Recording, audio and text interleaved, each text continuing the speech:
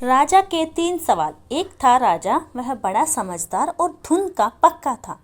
वह जो सोचता उसका हल ढूंढ कर ही चैन लेता। किसी भी काम में अपनी हार उसे बहुत अखरती। यह सोचता क्या उपाय किया जाए जिससे वह कभी न हारे। एक दिन उसके मन में 3 सवाल उठे। पहला सवाल था, किसी काम को करने का सही समय कौन सा होता है। दूसरा सवाल था, किसकी बात सुननी चाहिए और किसे टालना चाहिए। और सबसे बड़ा तीसरा सवाल था कि सबसे ज़रूरी काम कौन सा है। अपने इन तीनों सवालों का जवाब पाने के लिए राजा ने अपने राज्य में डुगडुगी पिटवाई। जो भी इन 3 सवालों का जवाब देगा उसे इनाम दिया जाएगा। डुगडुगी पिटते ही दूर दूर से लोग राजा के पास आने लगे। पहले सवाल के जवाब में कुछ लोगों ने कहा, किसी का काम को शुरू करने से पहले सोच लेना चाहिए कि काम कितने दिन या महीने में पूरा होगा। फिर काम करने का समय और तरीका नियत करना चाहिए। फिर उसी के अनुसार काम करना चाहिए। सही समय पर काम पूरा करने का यही एक सही तरीका है। कुछ और लोगों का मानना था कि काम का समय तय करना कठिन है, लेकिन बेकार के कामों में समय न गंवाएं। जो भी आसपास हो रहा है उस काम में लग जाएं। एक तीसरा दल भी था। उसका कहना था, राजा अकेले हर काम शुरू करने का समय कैसे तय कर सकता है। राजा के पास सलाहकार होने चाहिए। उनकी मदद से राजा तय कर सकता है कि काम कब और किसी कैसे किया जाए। लेकिन कुछ और लोग भी थे। उनका कहना था, हर काम का समय पहले से सोचना कठिन है, जैसे कि जिसमें समय न बिताए। जो भी काम सामने हो उसे पूरा कर ले। किसी ने कहा कि कई बार सलाह लेने का समय ही नहीं होता, लेकिन जवाब तुरंत चाहिए। तब सही जवाब केवल जादूगर ही दे सकते हैं। बस वे जादू से सब कुछ जानकर राजा को बता देंगे। इसी तरह दूसरे सवाल के भी कई जवाब थे। कुछ लोगों का कहना था, राजा के लिए सलाहकार बहुत ही जरूरी होते हैं। कुछ पुजारी और कुछ वेद को जरूरी बता रहे थे। किसी ने राजा के लिए सबसे अधिक आवश्यक सैनिकों को माना। और तीसरे सवाल के जवाब भी कई थे। सवाल था, सबसे जरूरी काम कौन सा है। कुछ ने कहा ज्ञान विज्ञान, तो कुछ ने रणनीति, और किसी ने कहा दान और धर्म। सारे जवाब अलग अलग थे। राजा को एक भी जवाब सही नहीं लगा। राजा ने सुना था कि पास के जंगल में वर्षों से एक साधु तप रहे हैं। वे केवल साधारण जनों से मिलते हैं। उनके ज्ञान की चर्चा बड़ी दूर दूर तक थी। अपने सवालों का जवाब पाने के लिए राजा ने मन ही मन उनसे मिलना तय किया। दूसरे दिन राजा ने राजसी पोशाक उतारकर साधारण कपड़े पहने। कुछ अंगरक्षकों को साथ ले लिया।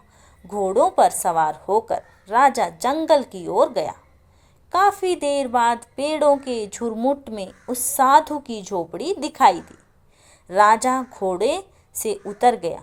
उसने अंगरक्षकों को वहीं खड़े रहने का आदेश दिया। फिर राजा पैदल ही साधु के पास पहुंचा। राजा ने देखा साधु बड़ी लगन से झोपड़ी के सामने की जमीन खोद रहे थे। उनका शरीर दुबला पतला था।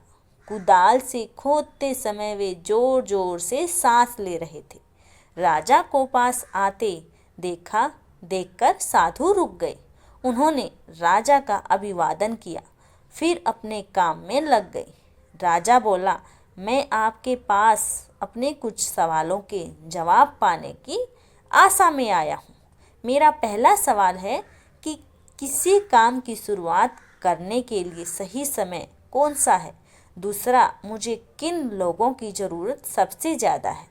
मुझे किन पर ज़्यादा ध्यान देना चाहिए। और तीसरा, यह कैसे पता लगे कि सबसे अधिक ज़रूरी काम क्या है।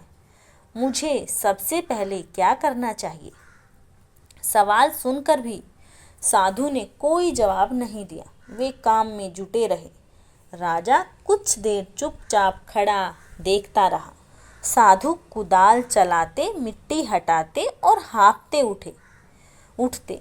यह देख राजा का मन पसीज उठा। वह बोला, आप कुदाल मुझे दे दीजिए, कुछ देर में मैं खोद दूं। साधु ने चुपचाप कुदाल उसे थमा दी। खुद जमीन पर एक तरफ बैठ गई। 1 घंटा हुआ, दूसरा हुआ, राजा खोदता रहा। सूरज पेड़ों के पीछे छुपने लगा। तब कुदाल एक तरफ रखकर राजा साधु से बोला, मैं आपके पास 3 सवाल लेकर आया हूँ। आपने मेरे सवालों का जवाब नहीं दिया। यदि आप मेरे एक भी सवाल का जवाब नहीं जानते तो मुझे बताएं, मैं लौट जाऊंगा। इतना सुनकर भी साधु चुप रहे। तभी किसी के दौड़कर आने की आवाज़ सुनाई दी। साधु ने कहा, आओ देखते हैं कौन आया है। राजा ने मुड़कर देखा तो एक आदमी दौड़ता हुआ वहीं आ रहा था। यह दर्द से कर्रा रहा था। उसके पेट से खून बहकर उसके पैरों पर गिर रहा था। राजा के पास आकर वह कुछ बुदबुदाया, फिर बेहोश हो गया। राजा और साधु ने मिलकर उसे जमीन पर लेटाया, उसके कपड़े ढीले किए।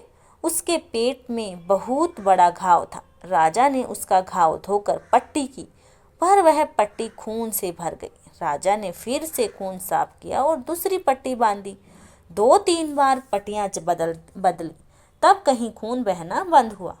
उस आदमी को होश आया तो उसने पानी मांगा। राजा ने ताज़ा पानी लाकर उसे पिलाया। शाम ढल आई थी, हवा ठंडी हो चली थी। बाहर लेटा हुआ आदमी ठंड से कांप उठा। राजा और साधु ने मिलकर उसे झोपड़ी के भीतर सुलाया।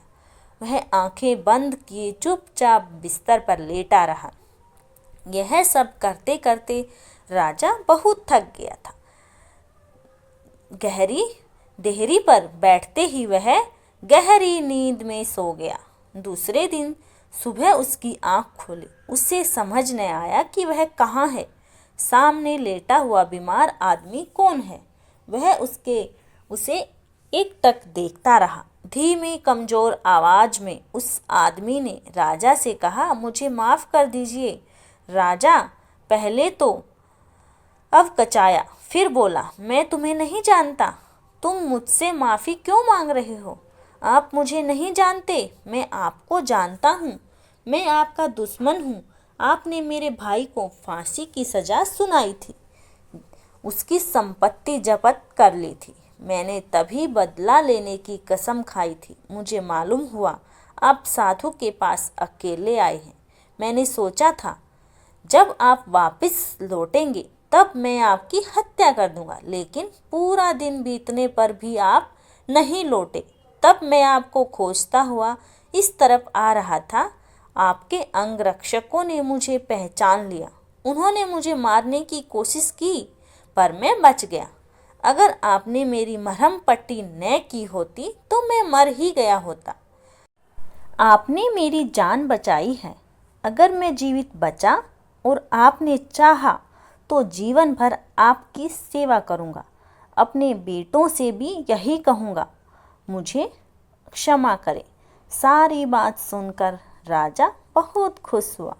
उसने सपने में भी नहीं सोचा था कि शत्रु इतनी आसानी से मित्र बन सकता है।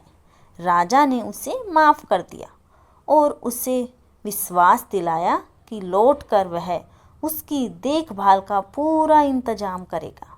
राजा झोपड़ी से बाहर आया, साधु के पास जाकर बोला, मैं अंतिम बार आपसे अपने सवालों का हल मांग रहा हूँ।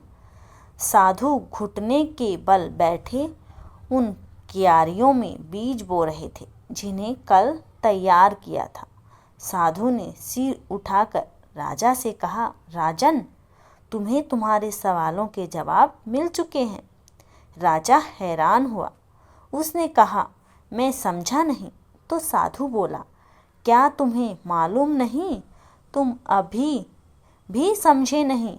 अगर कल तुम्हारे मन में मेरे लिए दया न आई होती तो तुम चले गए होते। तुमने ये क्यारियाँ तैयार न की होती। राह में यह आदमी तुम पर हमला करता, मेरे पास न रुकने के लिए तुम पछताते। जब तुम क्यारियां तैयार कर रहे थे वही सबसे सही समय था।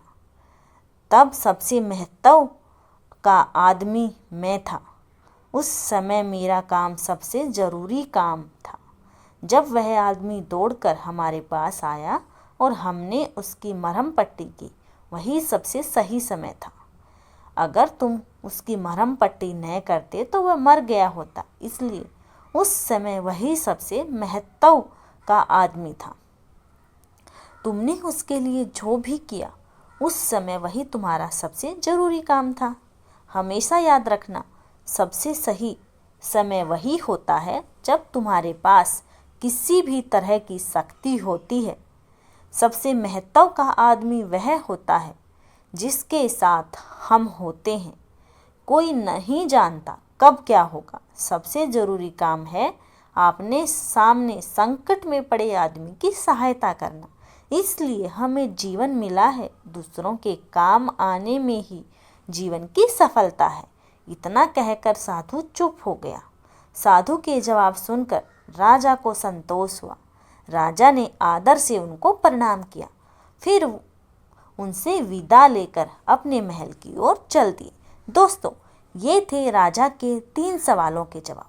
और जिसको भी यह अच्छे लगे please like, share and subscribe my channel. धन्यवाद दोस्तों, और वीडियो को पूरा देखिए।